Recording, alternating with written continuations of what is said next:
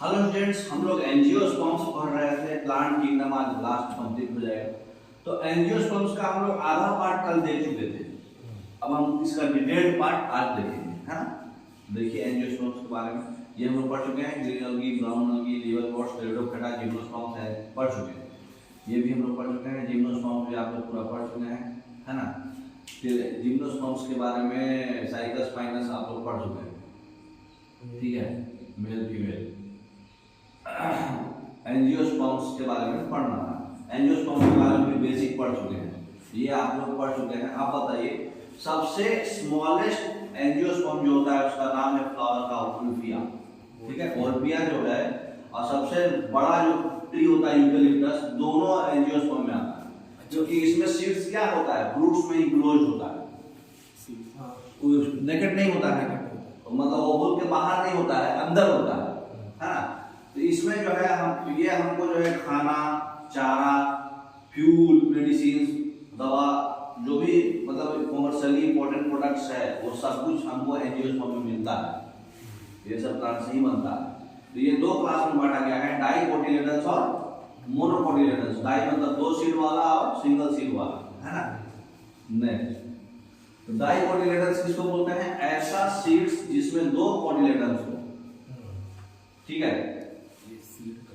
और जिसमें single cotyledons seed होगा वो मोनोकोटिलेडन्स, है ना। इसमें रेटिकुलेट वेनेसेंस होगा। जब ये वेनेसेंस होता है, ये धारी धारी पत्ते में जो है ना, तो ये रेटिकुलेट होता है, मतलब कि एंगल में होगा, नेट लाइक, है ना। और इसमें कैसा होगा, पैरेलल होगा, ऐसे ऐसे खड़ा खड़ा ऐसे रहता ना, उसमें केले के पत्ते में। टेट्रामेरस और पेंटामेरस भी हो सकता है, मतलब टेट्रामेरस और पेंटामेरस फ्लावर का मतलब 4 या 5 मेंबर्स होंगे प्रत्येक वॉल्स में। प्रत्येक वॉल्स मतलब समझ में आ रहा, वो फूल ना, वो फूल वाला, हाँ, एक फूल में 4 या 5 मेंबर्स होंगे, ठीक है। वॉल्स मतलब उसका एक कली, है ना। और ट्राइमेरस फ्लावर्स है, मतलब एक फ्लोरल वॉल्स में 3 मेंबर्स होंगे, ठीक है ना। तो ये फिगर भी आपको दिखाया हुआ है, समझ में आ रहा है। देखिए ट्राइमेरस बोलो तो कितना है, 3 पत्ता वाला, मतलब फूल खिलता है जो बाहर निकलता है। फिर टेट्रामेरस देखिए 4 है, ये बोले तो ये क्या हो गया, डाइकोटिलेडन्स। ये 5 वाला है पेंटामेरस, ये 5, हाँ, डाइकोटिलेडन्स में। ये ट्राई वाला जो है सिंगल कोटिलेडन्स में है, मोनोकोटिलेडन्स। अब देखिए फ्लावर का पार्ट बहुत इंपॉर्टेंट है। ये हर आदमी के मतलब दिमाग में बैठ जाना चाहिए ये पार्ट, ठीक है ना। फ्लावर का सबसे नीचे जो होता है, जहाँ से ये 2 पत्ते के जैसा निकलता है, देखे होंगे आप अड़हुल का फूल देखे हैं ना, सनफ्लावर, हाँ, तो उसमें जो है ये पत्ते जैसा जो निकलता है इसको बोलते हैं सेपल, ठीक है। और ये जो जहाँ से ये खंभा जैसा है जा रहा है शुरुआत, इसको बोलते हैं रिसेप्टेकल, ठीक है। और इसके बाद जो लाल लाल फूल जो निकला है अड़हुल का 3 इसको बोलते हैं पेटल। तो ये नीचे वाले पार्ट को बोलते हैं कैलिक्स, ऊपर वाले पार्ट को बोलते हैं कोरोला। जैसे इसमें दिख रहा है ये है कैलिक्स, और ऊपर वाला जो पत्ता है उसको क्या बोलते हैं, कोरोला। तो पर्टिकुलर में आ जाएंगे तो ये सेपल है और ये पेटल है। ये जनरल कोई भी फूल, है ना, नीचे में कैलिक्स और ऊपर में कोरोला, हाँ। अब देखिए मेल वाला और फीमेल वाला, एंड्रोसियम और gynoecium. Gynoecium female, androecium male. अब उसी में देखिए मेल पार्ट में 2 चीज होता है। मेल पार्ट का जो मतलब जैसे हमारा टेस्टिस और ओवरी होता है, उसी तरह से यहाँ स्टेमेन और कार्पेल होता है। तो स्टेमेन के अंदर 2 चीज होता है, एंथर और फिलामेंट। ये मेल रिप्रोडक्टिव ऑर्गन्स है, मेल। तो स्टेमेन में ये है एंथर और ये है फिलामेंट, ये जो लंबा सा है पाइप जैसा, तो ये है फिलामेंट और ये है एंथर। अब ये फीमेल पार्ट में देखिए 3 चीज होता है, स्टिग्मा, स्टाइल, ओवरी, ठीक है। ओआरएस का बहन है ओएसएस, है ना। तो ये नीचे में सबसे ओवरी, फिर स्टाइल और फिर सबसे ऊपर में स्टिग्मा। तो जब एंथर से स्टिग्मा पॉलन ग्रेन्स ट्रांसफर हो जाए किसी भी माध्यम से, या हवा से या फिर पानी से, एयर से, कोई इंसेक्ट से या एनिमल से, ठीक है। तो यहाँ पर मेल रिप्रोडक्टिव पार्ट है, यहाँ पे फीमेल रिप्रोडक्टिव पार्ट है। मेल रिप्रोडक्टिव पार्ट्स में पोलन ग्रेन्स होता है, ये स्टिग्मा के पास पहुंच जाएगा तो ये ट्रांसफर होते हुए पहुंच जाएगा ओवुल में, और ओवुल में फर्टिलाइजेशन हो जाएगा, फ्रूट बन जाएगा, और फिर फ्रूट बन जाएगा, सीड्स बनेगा, फिर फ्रूट बनेगा। ये याद रखिएगा, स्टैमेन और carpel, male sex organ stamen, female sex organ carpel. Male में 2 होता है, एंथर और फिलामेंट स्टैमेन के अंदर, और कार्पेल में 3 होता है, ओएसएस, ओवरी, स्टाइल, स्टिग्मा, नीचे से, है ना। नेक्स्ट, ये बहुत इंपॉर्टेंट, याद रखिएगा, ठीक है। कार्पेल को हम लोग पिस्टिल भी बोलते हैं, मतलब कार्पेल और पिस्टिल अलग अलग होता है। जैसे देखिए कार्पेल और पिस्टिल है ये, ठीक है। यहाँ पे ओवरी के अंदर जो है ओवुल होता है ना, ओवरी के अंदर ओवुल। हाँ, तो यहाँ पर क्या हो रहा है, यहाँ पे कार्पेल भी एक है और पिस्टिल भी एक है, ठीक है। ये ऊपर वाला जो है क्या है, पिस्टिल, और ये नीचे वाला क्या है, कार्पेल, मोटू वाला। बड़ा वाला कार्पेल है लेडीज वाला, छोटा वाला पिस्टिल। यहाँ पे भी कार्पेल 1 2 3 और पिस्टिल 1 2 3, है ना, जैसे नीचे में भी दिखाया हुआ है 3 ओवरी का। लेकिन यहाँ पर क्या है, उल्टा हो गया, ये है पिस्टिल बड़ा वाला, और ये क्या है, कार्पेल। तो ये 3 पिस्टिल 3 कार्पेल, यहाँ पे 1 पिस्टिल 3 कार्पेल, ठीक है ना। तो उसको ऐसे रहेगा, जिसमें यहाँ पे 3 था तो तीनों अलग अलग बना, तीनों में वो गोल था, ठीक है। अब एक ही है तो एक गोला बनेगा और तीनों में वही में बढ़ जाएगा, एक ही गोले में, गोला एक ही रहेगा। समझ में आया बात, पिस्टिल एक है, इसका मतलब गोला एक पिस्टिल बोले तो एक गोला, ठीक है। तो ये वाला पूरा पिस्टिल पार्ट है। तो ये पिस्टिल एक है, कार्पेल यहाँ 3 है, तो तीनों ओवल बनेगा। तो कार्पेल हमारा लेडीज डिपार्टमेंट है, ये याद रखना है। पिस्टिल भी लेडीज डिपार्टमेंट है, लेकिन वो मतलब ओवरी से डिनोट करता है, और कार्पेल ओवुल को डिनोट करता है। ये मतलब ओवुल और पिस्टिल मतलब ओवरी। तो यहाँ 1 ओवरी है, 2 ओवुल है, मतलब ऐसा याद करो माइंडसेट के लिए। यहाँ ओवरी एक ही है, उसमें 3 ओवुल है, समझ में आ रहा है। नेक्स्ट, तो मेल और फीमेल पार्ट अभी आपको बता चुके हैं। स्टैमेन में होता है एंथर और फिलामेंट, फिगर देख चुके थे, है ना।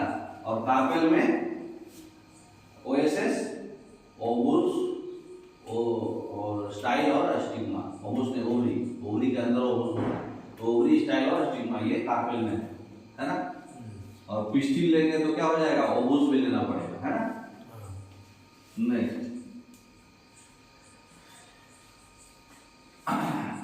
अब बताइए कि रिमेनिंग जो बाकी ओवुल्स हैं, अगर बहुत सारे ओवुल्स एक ओवरी में प्रेजेंट हैं और फर्टिलाइजेशन तो सिर्फ एक ही ओवुल के साथ होगा, तो बहुत सारे सीड्स जो है माने एक फ्यूजन एक ओवुल के साथ कैसे करते हैं, कैसे पॉसिबल है। सिर्फ एक ही ओवुल के साथ उनका फर्टिलाइजेशन हो रहा है, बाकी ओवुल के साथ नहीं हो रहा है। सीड्स तो बहुत सारे हैं, सीड्स तो हाँ, उसके बारे में हम लोग को देखना है, ठीक है। बाकी ओवुल्स क्या करता है, फिर जितने भी ओवुल्स का जो एक्स है ओवरी में, उसको फर्टिलाइज होना है individual pollen tube male gamete में। मेल के गैमेट में जो पॉलन ट्यूब होता है वही ना घुसता है सिनर्जिड सेल से, कल पढ़े थे ना हम लोग। तो सिनर्जिड सेल से जो मेल गैमेट जाता है, इंडिविजुअली सारे एग्स को फर्टिलाइज होना है, और फर्टिलाइज होकर क्या करना है, सीड्स बनाना है। अगर ओवुल फर्टिलाइज नहीं होगा तो क्या हो जाएगा, अबॉर्शन हो जाएगा, कोई सीड नहीं बनेगा, अच्छा, है ना, जो बर्बाद हो जाएगा। नेक्स्ट, तो पॉलन में क्या क्या होता है, पॉलन ट्यूब अभी पढ़े हम लोग, तो उसमें क्या क्या होता है, ये है आपका पॉलन ट्यूब, है ना। तो पॉलन ट्यूब में ये नीचे का पार्ट है, ये ऊपर का पार्ट है। ऊपर के पार्ट को इलेबोरेट किया हुआ है, यहाँ पे नीचे के पार्ट को इलेबोरेट किया हुआ है, ठीक है ना। तो इसमें जो है ये जो नीचे वाला स्ट्रक्चर है डॉटेड, इसको बोलते हैं इंटाइन, और ये जो लाल वाला है इसको बोलते हैं ट्यूब का न्यूक्लियस, ठीक है।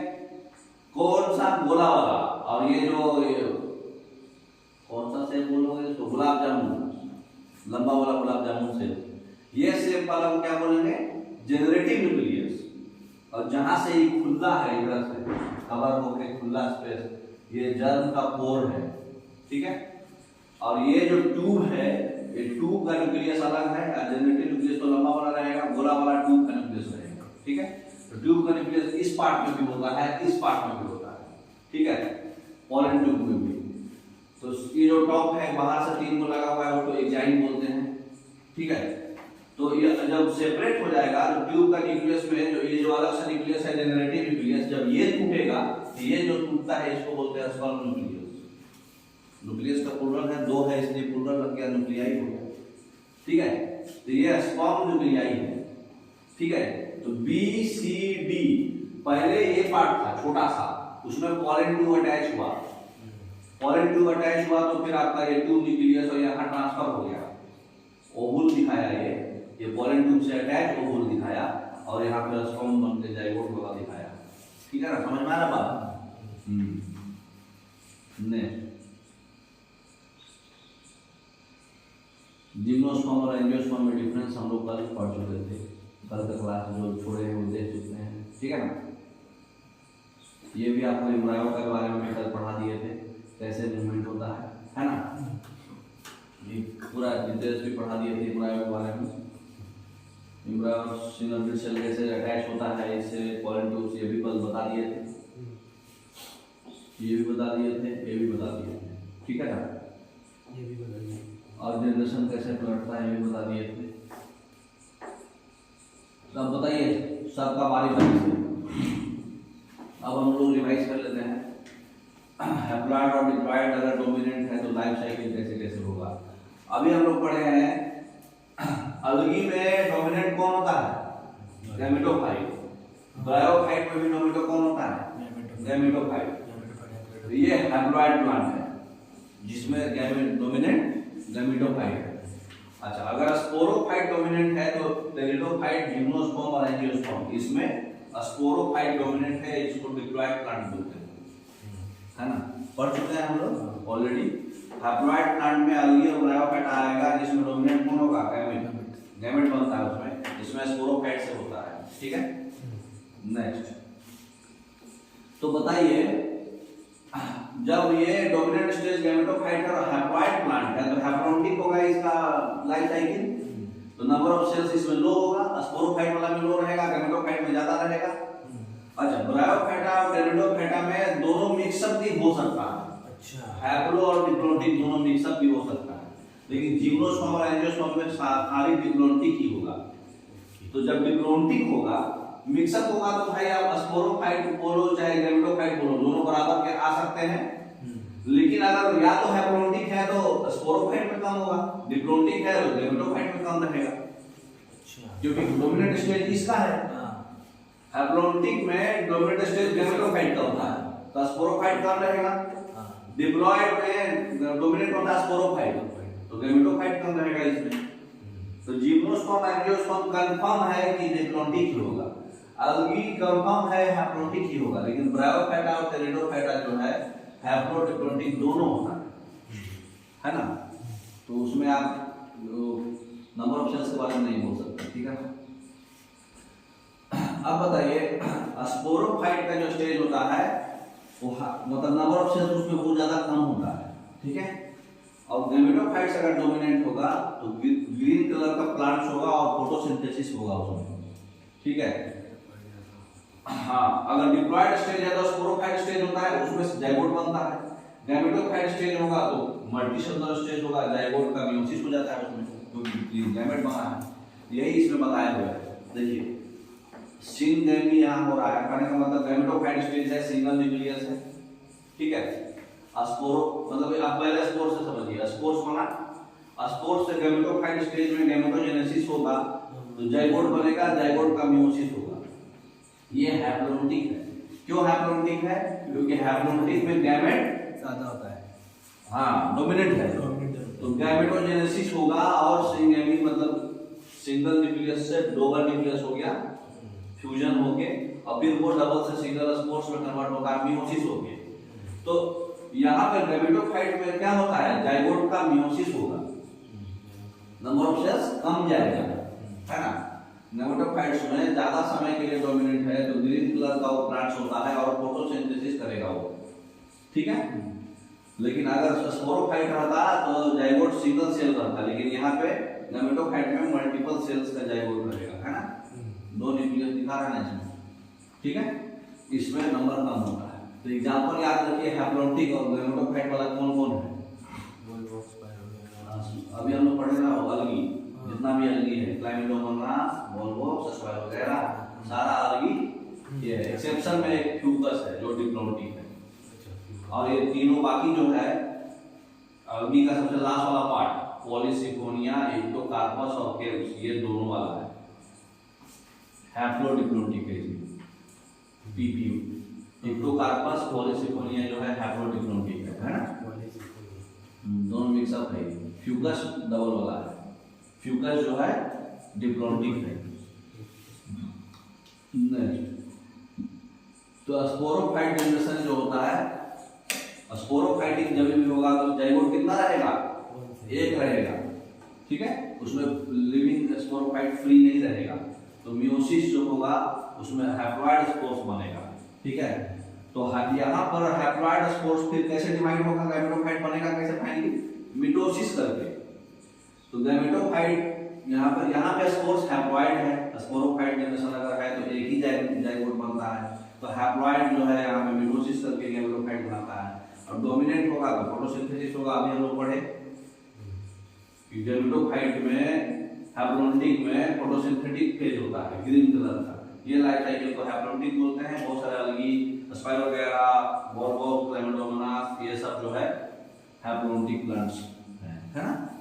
इसमें क्या क्या याद रखने वाला बात है, जाइगोट का मियोसिस होगा, जाइगोट वन सेल वाला होगा, और मल्टीसेलुलर होगा, सॉरी वन सेल बोल रहे हैं, स्पोरोफाइट में वन सेल होगा, गैमेटोफाइट डोमिनेंट होगा, है ना, और फोटोसिंथेटिक होगा, है ना। नेक्स्ट स्पोर्स से गैमेटोफाइट बनने के लिए क्या होगा, मिटोसिस होगा। अब आ जाइए डिप्लोमेटिक। डिप्लोमेटिक में क्या होता है, यहाँ पर एक जगह ये चार्ट बना के लिखा है, वही है उसका समरी है वो। यहाँ पर डिप्लोमेटिक में क्या होगा, स्पोरोफाइट स्टेज में डोमिनेट रहता है, ऑलरेडी पढ़ चुके हैं।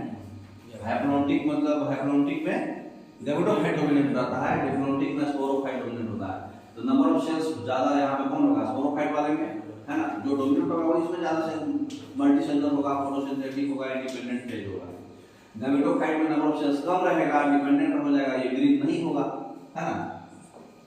उसके बाद गैमेट्स यहाँ पे मियोटिक करेगा, ठीक है। हैप्लॉन्टिक में बनता था वो मिटोसिस करके, ये खुदे मिटोसिस करेगा। तो यहाँ पे देखिए स्पोरोफाइट है, स्पोरोफाइट से गैमेटोजेनेसिस हुआ, उसका मियोसिस हुआ, तभी दो न्यूक्लियस से सिंगल न्यूक्लियस हो गया, फिर इसका जाइगोट बना, ठीक है ना। दोनों का अंतर समझ में आ रहा है। ये जो लफड़ा हुआ था उसमें ऊपर में था, नीचे में है, तो ये तो गैमेटोजेनेसिस है ही ना। ये गैमेटोजेनेसिस ऊपर में हुआ, पहले हुआ, गैमेटोफाइट बना स्पोर्स से हैप्लॉन्टिक में, तो दो न्यूक्लियस यहाँ पर बाद में आया, ठीक है। तो यहाँ पे जाइगोट से दो न्यूक्लियस स्पोरोफाइट स्टेज में आया, गैमेटोफाइट स्टेज में सिंगल न्यूक्लियस था, ठीक है ना। तो खाली डोमिनेंट से आप सब एनालिसिस कर सकते हो। तो बताइए डिप्लॉयड में क्या होता है, स्पोरोफाइट डोमिनेंट है, तो जो डोमिनेंट होगा उसका क्या क्या होगा, वो फोटोसिंथेसिस होगा, वहां पे नंबर ऑफ सेल्स बढ़ जाएगा, है ना, वहां मल्टीसेलुलर हो जाएगा वो, ठीक है। तो यहाँ पर हैप्लॉइड ये लाइफ साइकिल डिप्लोमेटिक होगा, तो यहाँ पे क्या क्या होगा, स्पोरोफाइट डोमिनेंट, फोटोसिंथेटिक होगा, इंडिपेंडेंट होगा। गैमेटोफाइट उल्टा हो जाएगा, गैमेटोफाइट में सिंगल सेल हो जाएगा, है ना। गैमेटोफाइट मल्टीसेलुलर कब होगा, जब वो डोमिनेंट होगा। डोमिनेंट कब होगा, जब हैप्लॉन्टिक होगा। स्पोरोफाइट डोमिनेंट मल्टीसेलुलर कब होगा, जब वो डोमिनेंट होगा। वो डोमिनेंट कब होगा, जब डिप्लोमेटिक होगा। अगर हैप्लॉन्टिक में पूछेगा कि स्पोरोफाइट क्या है, तो यूनिसेलुलर है, सिंगल सेल है ना। मल्टीसेलुलर कौन आएगा, गैमेटोफाइट। डिप्लोमेटिक में मल्टीसेलुलर कौन आएगा, स्पोरोफाइट। समझ में आया बात। तो जैसे अलगा, फ्यूकस, ये सब जो है डिप्लोमेटिक करता है, ठीक है। जितना भी जिम्नोस्पर्म, एंजियोस्पर्म अभी हम लोग पढ़ चुके। गैमेटोफाइटिक मल्टीसेलुलर कभी कभी होता है, लेकिन एक्सेप्शन केस में होता है, ठीक है ना। नेक्स्ट तो गैमेटोफाइट और स्पोरोफाइट जो है अगर हैप्लोडिप्लोइडिक होगा तो दोनों मल्टीसेलुलर हो जाएगा, क्योंकि डोमिनेंट कोई नहीं है, दोनों मल्टीसेलुलर होगा। जो डोमिनेंट नहीं रहता है वो यूनिसेलुलर होता है, यहाँ दोनों में से कोई भी डोमिनेंट नहीं है, दोनों मल्टीसेलुलर हो जाएगा। तो यहाँ पर क्या होता है, स्पोर से गैमेटोफाइट हुआ, गैमेटोजेनेसिस हुआ, जाइगोट बना, स्पोरोफाइट बना, स्पोरोफाइट से फिर मियोसिस होकर फिर स्पोर बना। तो यहाँ पर जाइगोट को भी 2 न्यूक्लियस है, स्पोरोफाइट को भी 2 न्यूक्लियस है। समझ में आया बात? 2 न्यूक्लियस यहाँ किसको है, जाइगोट को भी है, स्पोरोफाइट को भी है, क्योंकि स्पोरोफाइट का मियोसिस होके स्पोर बन रहा है। ठीक है ना, समझ में आ गया? चलिए नेक्स्ट। तो ब्रायोफाइटा और टेरिडोफाइटा ये दोनों काम करते हैं, दोनों फेज में इसमें मल्टीसेलुलर रहेगा। डोमिनेंट फेज डिफर करते रहेगा अलग अलग स्टेज में, लेकिन ओवरऑल स्पोरोफाइट भी मल्टीसेलुलर, गैमेटोफाइट भी मल्टीसेलुलर। ठीक है, तब हैप्लोडिप्लोइडिक को बताइए। ब्रायोफाइटा का बात कर रहे हैं, तो डोमिनेंट है, इंडिपेंडेंट होगा, फोटोसिंथेटिक होगा, थैलाइड होगा, है ना। तो यहाँ पर हैप्लोइड गैमेटोफाइट होगा और अल्टरनेट होते रहेगा। मल्टीसेलुलर स्पोरोफाइट होगा, पार्शियली डिपेंडेंट होगा गैमेटोफाइट पे, न्यूट्रिशन पे, जितना भी होगा यही पैटर्न चलेगा। टेरिडोफाइटा में क्या होता है, हाँ यहाँ पे पहले स्पोरोफाइट डिप्लॉयड होगा जो डोमिनेंट होगा, फोटोसिंथेसिस होगा, वैस्कुलर है ये, मल्टीसेलुलर वाला स्पोरोफाइटिक और ऑटोट्रोपिक अल्टरनेट होते रहेगा। लेकिन सबसे हैप्लॉइड गैमेटोफाइट जो है यहाँ पर होगा वो शॉर्ट टर्म के लिए होगा। यहाँ पे हैप्लॉइड गैमेटोफाइट लॉन्ग टर्म के लिए है, ठीक है ना। तो यहाँ पे भी हैप्लॉइड गैमेटोफाइट है, सॉरी हैप्लॉइड गैमेटोफाइट, और ये शॉर्ट टर्म, यहाँ पे कौन सा स्पोरोफाइट वाला शॉर्ट टर्म है। याद करिए दोनों हैप्लोडिप्लोइडिक है, लेकिन अंतर क्या हो रहा है, अंतर ये हो रहा है कि डिप्लॉयड स्पोरोफाइट इसमें डोमिनेंट है, इसमें हैप्लॉइड गैमेटोफाइट डोमिनेंट है। समझ में आया बात? जैसे हैप्लोडिप्लोइडिक, लेकिन कोई एक तो डोमिनेंट होगा ना, एक डोमिनेंट में हैप्लॉइड गैमेटोफाइट ये लॉन्ग टर्म के लिए है, ये वाले में स्पोरोफाइट होगा जो शॉर्ट टर्म के लिए होगा। ठीक है, मतलब इसमें गैमेटोफाइट होगा, इसमें स्पोरोफाइट होगा, ये वाला शॉर्ट टर्म के लिए होगा। ये मतलब होगा दोनों, कौन कम समय के लिए होगा, कौन ज्यादा समय के लिए होगा, ये हमको याद रखना है। तो इसमें क्यों, इसमें कम समय के लिए कौन है, उसको पलट देना, आपको ये ज्ञान रखोगा, है ना। तो कम समय के लिए इसमें कौन है, गैमेटोफाइट कम समय के लिए, गैमेटोफाइट कभी इसमें हैप्लॉइड होगा, तो ये कम समय के लिए। तो डिप्लॉयड वाला स्पोरोफाइट होगा, ये ज्यादा होगा, वहां पे हैप्लॉइड गैमेटोफाइट ज्यादा समय के लिए। तो वहां पर डोमिनेंट कौन हुआ, हैप्लॉइड, यहाँ पे डोमिनेंट कौन हुआ, डिप्लॉयड, है ना। ऐसे भी हम लोग पहले इसको पढ़ेंगे तो शुरुआत वाला डोमिनेंट है, बाद में इसको पढ़ते हैं तो दूसरा वाला डोमिनेंट है इसमें। अब दूसरा वाला डोमिनेंट होगा तो वो तो भाई स्पोरोफाइट होगा, ठीक है ना।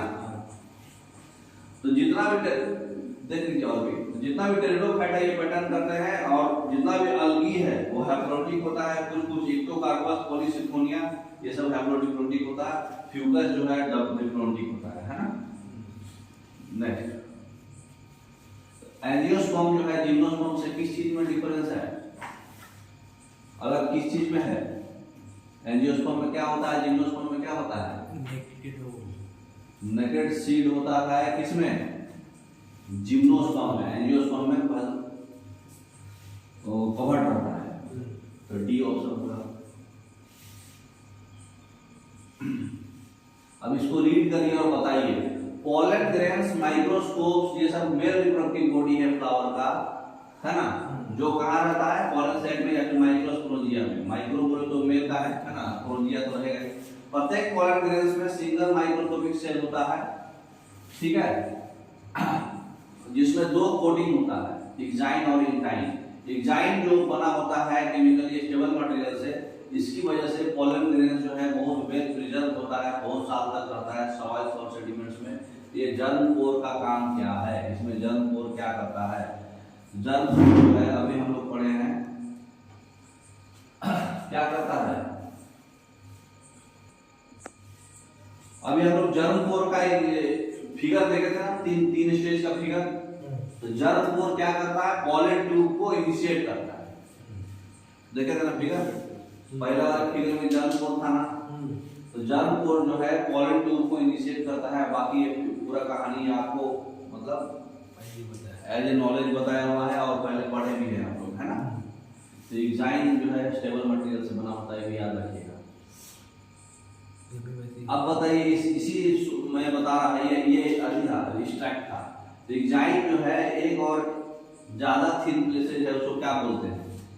एंजाइम में बहुत सारा प्लेसेज है एंजाइम में, वो प्लेसेस को बोलते क्या है, पतला वाले को, ठीक है। तो एंजाइम में अभी अब फिगर जो दिखाए थे हम लोग तीन फिगर, उसमें एंजाइम में बहुत सारा जो प्लेस है पतला पतला, उसी में क्या होता है उसको जर्म पोर्स, वो फिगर दिखा दीजिए एक बार। ये एंजाइम में आप अभी पढ़े ना, जर्म पोर है यहाँ खाली जगह पे। हाँ, तो ये एंजाइम में ही है ना। ये एंजाइम में जर्म पोर होता है, अंदर में जेनेटिव न्यूक्लियस और ट्यूब न्यूक्लियस दो रहता है। अंदर वाला पार्ट को एंजाइम बोलते हैं, बाहर वाला पार्ट को एंजाइम बोलते हैं, है ना। तो ये आप माइंड में रख लो, क्योंकि इसी पर क्वेश्चन ज्यादा अभी और एक्सट्रैक्ट किया होगा, ठीक है। तो यहाँ पर एंजाइम जो होता है, जो एंजाइम में पतला पतला जो प्लेस होता है, वो क्या बोलते हैं, जर्म पोर्स। दिखा दिए फिगर में भी आपको, है ना। नेक्स्ट अब बताइए, जो बायोलॉजिकली मटेरियल जो एंजाइम में पाया जाता है, पोलन ग्रेन के एंजाइम में, जो मोस्ट रेजिस्टेंट बायोलॉजिकल मटेरियल है, उसको क्या बोलते हैं। जो देखिए पोलन ग्रेन में या तो स्पोर्स होगा, है ना, तो स्पोरोपोलिनिन बोलते हैं, नहीं तो गैमेट्स होगा।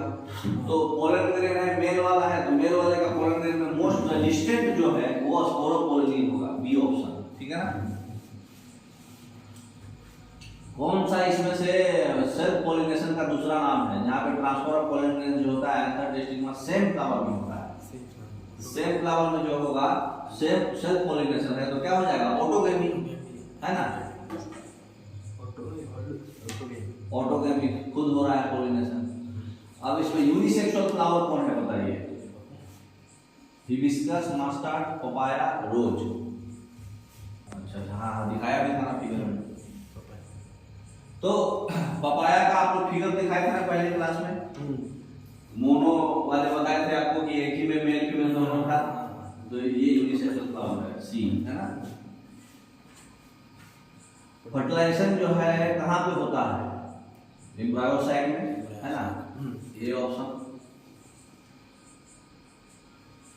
कौन सा इसमें करेक्ट सीक्वेंस है सेक्सुअल रिप्रोडक्शन फ्लावर में होगा। सबसे पहले क्या होता है, सबसे पहले पॉलिनेशन होगा, फिर फर्टिलाइजेशन होगा, फिर एम्ब्रायो बनेगा, फिर सीड बनेगा, है ना। सी ऑप्शन, तो सी ऑप्शन सही है। ऑलरेडी दिखाए भी थे आपको फिगर। अगर पॉलन ट्रांसफर हो रहा है स्टिग्मा में डिफरेंट फ्लावर्स में सेम प्लांट के, उसको क्या बोलेंगे, एक ही प्लांट है। सेल्फ पॉलिनेशन कब बोलते हैं, जब एक ही प्लांट हो और एक ही फ्लावर हो, लेकिन फ्लावर यहाँ अलग है, डिफरेंट फ्लावर। हाँ, क्रॉस पॉलिनेशन, ठीक है ना। प्लांट से मैं रोज बैक कीजिए, डिफरेंट फ्लावर। अच्छा प्लांट सेम है, एक ही प्लांट है तो सेल्फ पॉलिनेशन होगा। आजू बाजू का क्या है, एक ही प्लांट है तो सेल्फ पॉलिनेशन, प्लांट अलग अलग होगा तो क्रॉस पॉलिनेशन होगा, ठीक है ना। इसमें जो है कार्पेल का पार्ट कौन सा नहीं आएगा, एंथर तो मेल का है ना। पोलन ग्रेन्स एंथर से स्टिग्मा अगर डिफरेंट प्लांट है, स्पीशीज सेम है, अभी क्या हो जाएगा, क्रॉस पॉलिनेशन, है ना, डिफरेंट प्लांट है। ओके, आपको आशा करते हैं आपका प्लांट किंगडम कंप्लीट हो गया। अब हम लोग एनिमल किंगडम पढ़ेंगे कल से। तो प्लांट किंगडम आप हो सकता है आपको अच्छे से समझ में आया होगा, नहीं समझ में आया तो मैं पीडीएफ भी डाल दिया हूँ ऐप में, और आपका यूट्यूब लेक्चर्स भी है, आप अच्छे से बैठ के समय देके समझिए, बहुत ज़्यादा टफ नहीं है, आसानी है। Okay, thank you.